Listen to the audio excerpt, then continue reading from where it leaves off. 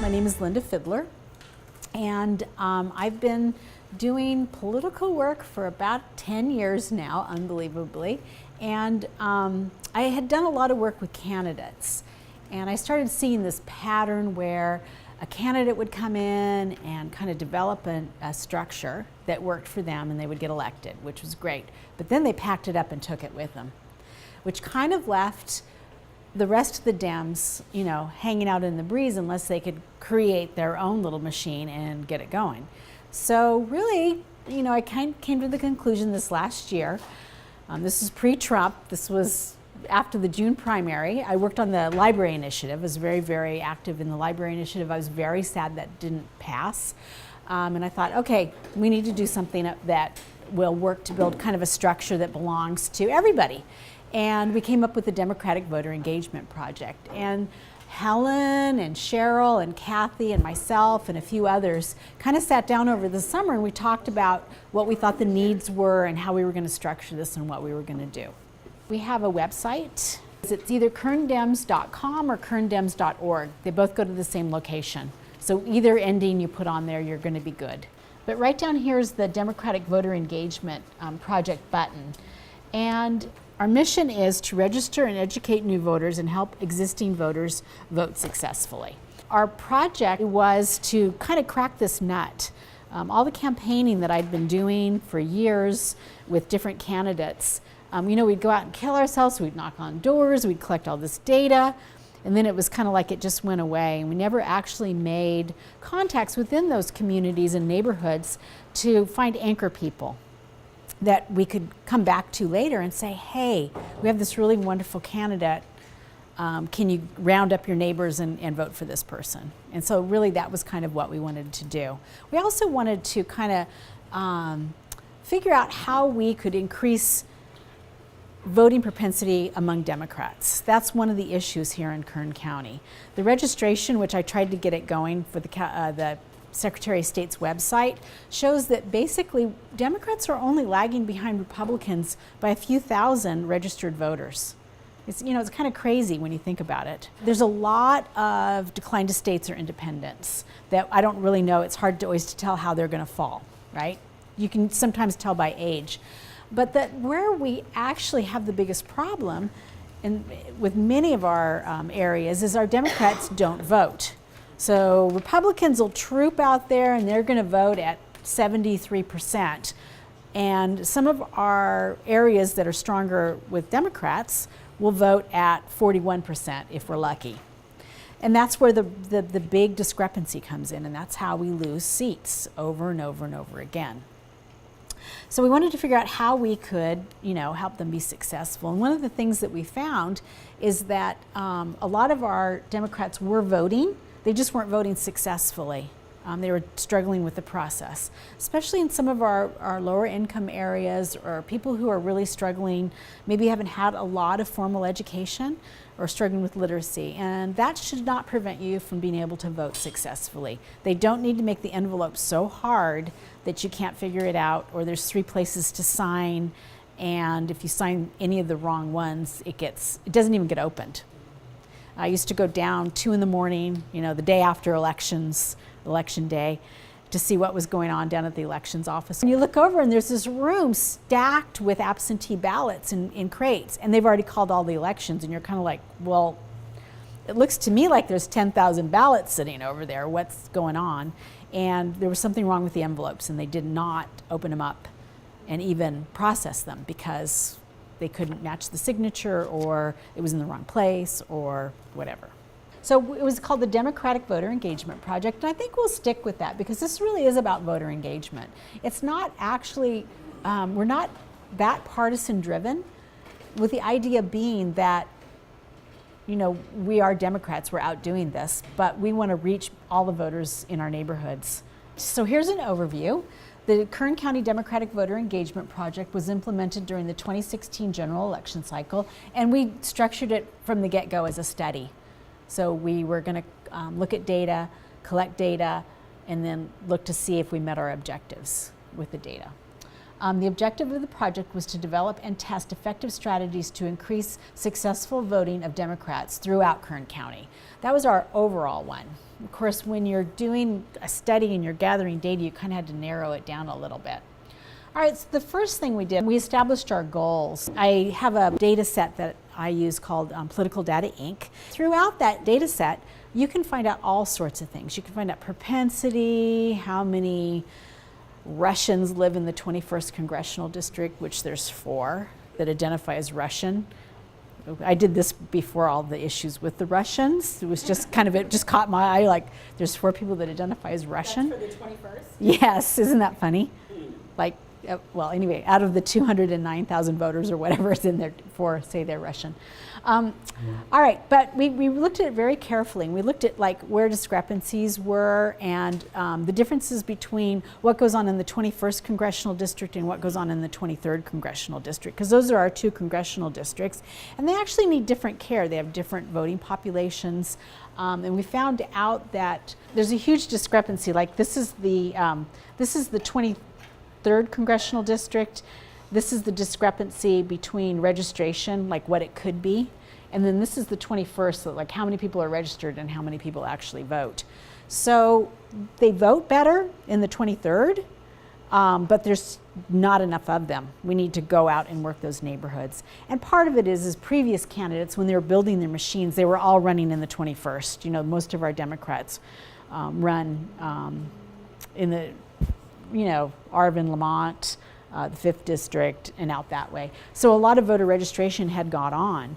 But what we were noticing is like you can go out and register tons of people, but unless you help them vote and you assist them and you go back and educate them, the propensity is going to be very low. You can't just leave them alone. When we shouldn't. We should be back out there, you know, working with them. The 23rd Congressional District was a little bit different. They voted at a much higher propensity in the high 60s, which is great.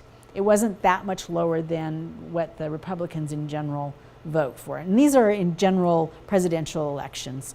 When you get to the sleepy special election that occurs in July, you know, you're lucky if you get 16% of the voters out. So we could kind of gauge what we needed to do. The 21st, we had a lot of voters. We have a majority of Democratic voters, but they weren't voting or voting successfully, so we needed to handle that with them. With the 23rd, we just basically needed to go generate more voters in the 23rd that are Democrats or not Republicans or going to vote our way, right? Or not just get the young Republican voting guide and go, okay, you know, I don't care this guy's a felon, great, yeah, no. So, okay. So we kind of determined what we needed to do from that. It was all based on data. Using the MO, we researched voting habits with our county and city in the 21st Congressional District. We identified areas, geographic and or populations that had a discrepancy between voting populations and voting propensity compared to other areas. So we settled on picking one area 9 through 305, which was in the 21st Congressional District. Now, we did other activities where we went out and registered voters in the 23rd, okay? But we really concentrated on an area in the 21st Congressional District that had the lowest voting propensity of anywhere in the 21st Congressional District, which I might say that includes like Pixley and Early Mart and, you know, some really rural towns that are really, you know, they're not in the middle of Bakersfield. I mean, it was just like crazy. So we settled on that, and then we designed what we would do to help them vote. Okay, so we came up with these goals. Increased Democratic voting propensity in the 21st Congressional District in the 9 through 305 target area. The objective was implemented through a neighborhood captain program. So we kind of settled on the idea, if there was somebody in the neighborhood, and this will work in the 23rd too, with all you guys, if there was somebody in the neighborhood who was a high propensity voter, they were a successful voter, they were very vested in it, they were just like us, right? If we contacted them and helped them help their neighbors, that the propensity would go up, the successful voting would rise, and it did, and we'll get to that in just a minute. All right, so the first question was, will voter education about the process of voting And 2, mentoring by successful voters from within the community increased voting propensity in the target area. Because that was our big question. And our target area was selected because it was low voter turnout in the 21st Congressional District and a high crossover of Democratic candidates.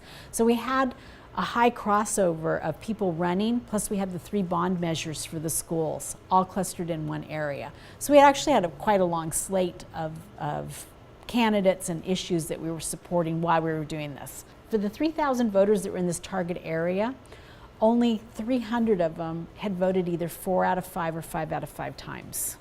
On the data set, your voters are ranked. It's going to tell you whether they voted 0 out of 5 elections, 1 out of 5 elections, 2 out of 5 elections, 3 out of 5 elections, 4 out of 5 elections, or 5 out of 5 elections.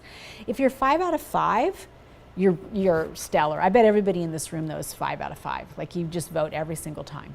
I hope so. If not, you will be soon. Okay. If you're 4 out of 5, you're probably still a really good, knowledgeable voter. You maybe just missed a special election or a primary, or something happened. Okay. If you get below 3 out of 5, you're getting questionable, and you probably just need some encouragement. You might be I only vote in the presidential general election. I never do gubernatorials, and I don't do primaries, that kind of thing. And we have a lot of people that have been registered to vote, but they've never voted, or they've never voted successfully. So that was a big, aha. 10% of that population were successful voters. 90% of that population were not successful voters.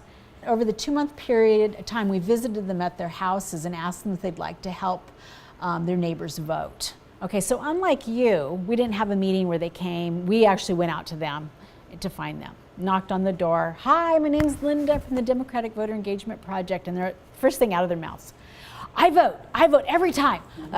We know. That's why we're here, because you're a great voter and we need your help. And boy, they just get a big smile on their face. And out of all the doors we knocked on, and again, some weren't home, we just had dropped off a card or whatever, we got 37 people to consent to be neighborhood captains from the start. We lost 7 of them over the time period, but 30 did some type of activity to help their neighbors vote over the election cycle, which was great. 37 consented to become. We made arrangements with them to bring their first packet of information and a list of voters in their area. Phase 1, we included in the packet a voter registration form, information on how to register voters. We took most of the registration forms, we took them, and we highlighted the mandatory areas on the form, which that's actually something that is really good to do. We gave them the seal it, sign it, stamp it, send it card, and it became kind of the whole talking point for our PSA, everything we printed, because they need to seal it, sign it, stamp it, and send it. All right, but then we gave them more information. So they got one of these cards, or enough for their neighbors, a list of the registered voters in their area, and information on how to contact us. We delivered the packets, and we spent about 20 to 30 minutes with them talking about what was in their packet and how they were going to use the information. Some people really went all out, and I remember this one woman, she registered like 12 new people, which was very good. Some people only registered maybe the people in their house, or their cousin or their niece or whoever, which was fine.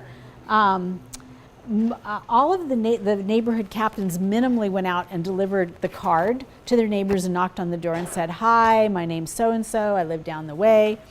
Here's a card about voting. Well, just getting this in their hand was good, because it just had enough information on it that minimally they knew who to contact or what they needed to do if they were having issues with voting. And a few of the neighborhood captains, you can see we've got a little picture here, we went out and we walked with them. So we joined them and we went out and knocked on their neighbors' doors with them. And they kind of really got into it, and they were excited about it. Phase 2 occurred when the ballots had hit the mailboxes. So voting was starting, right? We had an actual picture of the envelope, the actual part of the envelope that they needed to sign and get ready for it to be valid when it went back to elections. And we put specific instructions in both English and Spanish of where to sign, what to do to get it done correctly. And then it had the seal it, sign it, stamp it, send it message again, and really specific information on when did you need to mail this? Where can they drop it off on election day if they haven't mailed it prior to election day? Okay, all that information was all on there, just so we gave them all the tools that they needed. And we created yard signs for them that said, I can help you vote, in both English and Spanish, that they put in their yard. So their neighbors could be, even people driving by would be like, oh my goodness, I can stop here and get help voting. Yeah, so in other words, we're kind of taking like a mini version of a campaign office right to their neighborhood. Right? And this might not work for a lot of neighborhoods in the 23rd, but I think it's just we'll just have to kind of look at what we're doing in our neighborhoods and kind of tweak it. This same model is not going to work for everybody that's here in their neighborhoods, but some version of it will. We also gave them a calendar. It had really specific things of what to do every day on the calendar. Like, okay, you're still just contacting your voters. Their ballots haven't arrived yet. And it gave very specific instructions about that. Phase 3, we actually partnered with Central Labor. They were great, and we did a GOTV push, and that's like the last 4 days where you kind of come together and you get as many walkers out there as possible. So then we had other people kind of heading out to that neighborhood to work with the neighborhood captains to get out the vote. The results conclude that successful voting increased by 3% in Ward 2 over comparable areas in the 21st Congressional District. And the one we worked in is right here. It's this bottom one right here. As you can see, the darker blue line is a little longer than the others, so that was good. We were successful. We went up 7% overall, but there was higher voting in some of the other wards in the 21st Congressional District with similar populations. So we conclude that we went up 3 or 4%. We probably moved at 3 or 4%, which doesn't sound like a lot. But when you have a voting population, a Democratic voting population, say in the 23rd Congressional District of, I'm just going to pull this number out, 150,000 Democratic voters. That's actually, you're getting into a more significant number of people that are voting successfully. And I think we can actually move that a little more, though I think the 23rd focus should be voter registration. There was an interesting side benefit from this. I said an unforeseen benefit, was every single candidate and measure that was in our area that we worked on actually did way better than they did in their actual results. So their overall results were like 55% in Kern County, and they got 68% in our area. The bond measures were all in the 80s, which is just like incredible. Now, we didn't really push that. That wasn't our main focus, was the candidates. We took the slates out and said, here's slates 2, it has all the propositions on it. This might help people vote. Because there was 26, it was just crazy amount of propositions, 26 propositions, it was just crazy. But it was just a real benefit for all of our candidates, even candidates that didn't win overall in their races, which there was just one. He actually won that area by like 54%. So, that was an interesting byproduct of that. And I'm kind of hoping that this convinces people who are running to get this voter engagement program kind of going in their areas with their volunteers, or this model, or send resources our way so we can implement this in their areas to help them out. Because I think there's a real benefit. Other activities, we did do a PSA, we had a Facebook site, we did a community events, and we did taco truck debate watch party events here. It was fun.